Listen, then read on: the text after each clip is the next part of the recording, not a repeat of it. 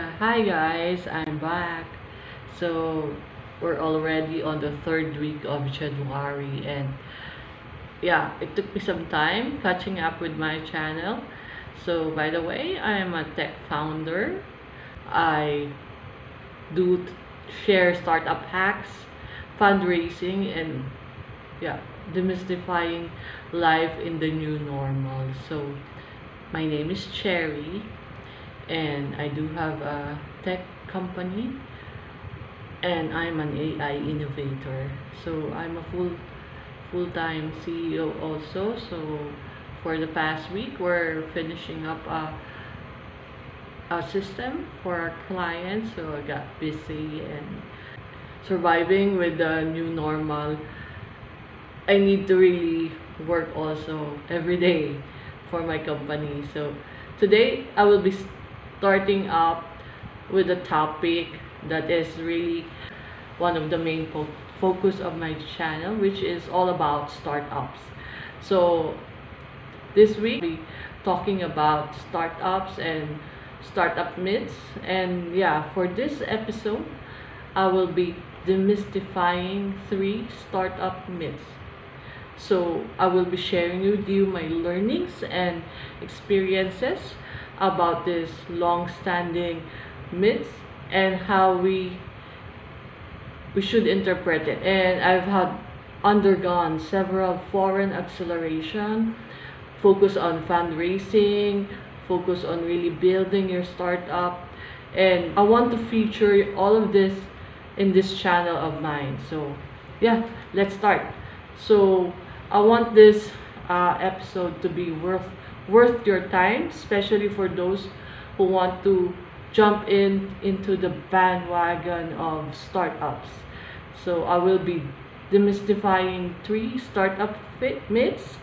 You know, demystifying is the term being used over and over again, especially in the startup ecosystem. So yeah, I'm using it right now. So to give you an overview and a tip of the iceberg. So yeah, let's start. So number one, this is kind of the dilemma of geek founders. So who thinks that their startup is unique, and this is the first in the country or in the region, so therefore they must protect it, and they will not disclose the idea because people might copy it. So do you agree with me? As you can see, those are strong words. So why do you need to build a startup if you don't want to share it at all, right? So here's the thing. If you think that your idea is unique, chances are there are a lot of startup founders that thinking the same way too. So let me break down that myth for you, so you'll have an overview of the real thing in the startup ecosystem. So it's not really the idea, it's more on the execution. Maybe you have this idea like, I want a flying car, or I know how to really create a flying car. You think Elon Musk haven't thought of that yet? You're wrong. Yeah, so even though you're not telling it to your friend or your colleague or your mentor, as I mentioned, chances are they have thought it already. So execute it the way that you want it to be used, the way you want it to be introduced in the market. Show your uniqueness. So do remember that in Silicon Valley, without execution, your idea is worthless. So that's how Silicon Valley values execution. So yeah, bear in mind, everything already exists nowadays. As we all know, it's already the 4th industrial revolution, and we have these flying cars already. Maybe you haven't seen it, but it's there.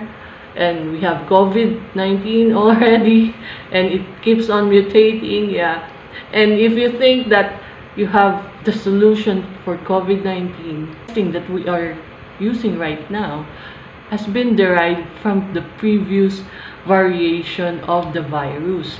So you need to have a background of the research in order for you to create or innovate and provide another solution for the problem.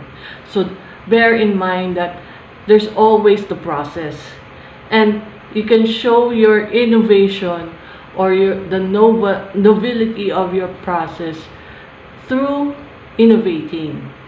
So regardless of really having the only idea that you thought you have, it's more on thinking how to execute it and how people will use it and how you will implement it and become sustainable. If you're thinking you want to build a startup or just simply want to sell the idea, remember that knowledge sharing is a gift, and you need to share knowledge in order to grow and have sustainability. Moving on, if you think you have idea or answer or your comments, you think you don't agree with me with the myth, write it on the comment box and let me know your violent reaction or other reactions, or if you like it, just hit the like button. So number 2 is, this is one of my favorite: friends are the best co-founders. So do you agree with that? Of course, they're your friends. You've been together for quite some time, and you have shared the thoughts, the ideas of really building a tech company. Do you think that your friendship guarantees the sustainability or the longevity of your startup? If you believe so, I suggest you draft a co-founders agreement. That is the only way you can protect each other. So one of the co-founder, one of your friend really decided to move out and really drop out the idea of being a co-founder, it will not directly affect the team or the other co-founders or you as a founder, because it will spare you the drama, the battle, because you have agreed and you have set the boundaries for each other, so that when time comes, you can move accordingly and really preserving your friendship. That hopefully will happen to you as you move and create your startup. But for me, it was a bit painful on really having my colleague, my friends, my fellow researchers as part of my first startup. It was more on seeing the potential of really having that funds come in, and they really wanted to just get the money and enjoy the fruit of my labor. So in the end, I need to move forward and leave the company, because I see that all the efforts that I have put into that previous company is not enough for me to grow. So yeah, people change when they see money. So that's the whole idea. So for you to really preserve the friendship or the relationship with your friends, I suggest that think 100 times before you settle in with your friends, or just plain draft a co-founders agreement. So write your comments on the box below and let me know how you feel. Yeah, I don't want to really bore you on this episode of mine. So moving forward, number 3 is pivoting means failing. So how does it sound? Pivoting in the context of startup. So I will give you first the context of pivoting in the startup. Pivoting means to shift a new strategy.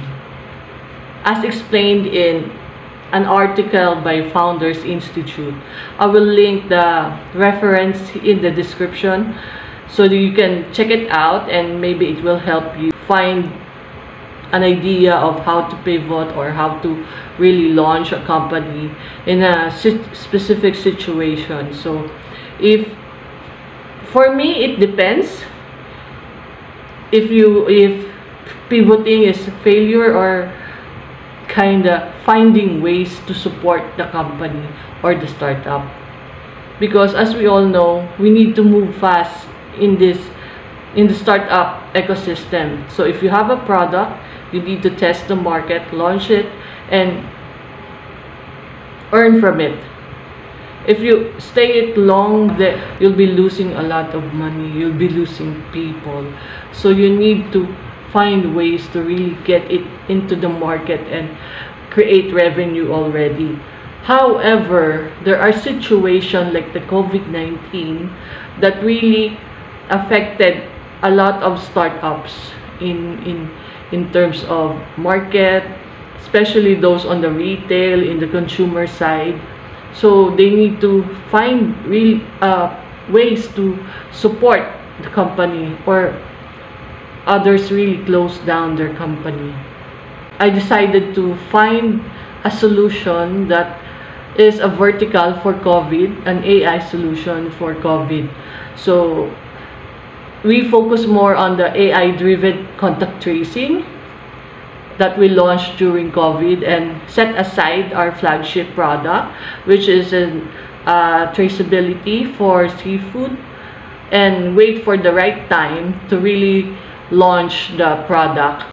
Timing is important also in really launching the product. You need to see what's the trend, and if you can wait, then wait. But if, as I mentioned, if you need to really generate funds for the company to be sustainable, you need to find something that will support the market. I will be sharing also how to fundraise in different levels, like on a grant, on foreign support, and also investor. So those are separate episodes, so watch for it.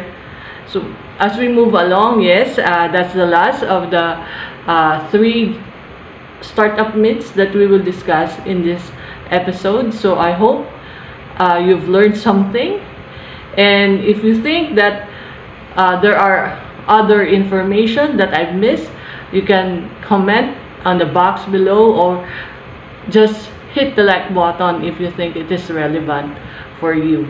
So I leave you with this quote from the famous startup Korean drama. It's from Sodalmi. So Sodalmi said, we should try something new rather than being stuck with the wrong answer. So if you find this video interesting or just fun to watch, subscribe to my channel, hit the like button so you'll be notified when there's a new episode that's coming out. Help me build the algorithm for my channel. So I'm your tech founder, Cherry, and I will see you again. Bye-bye.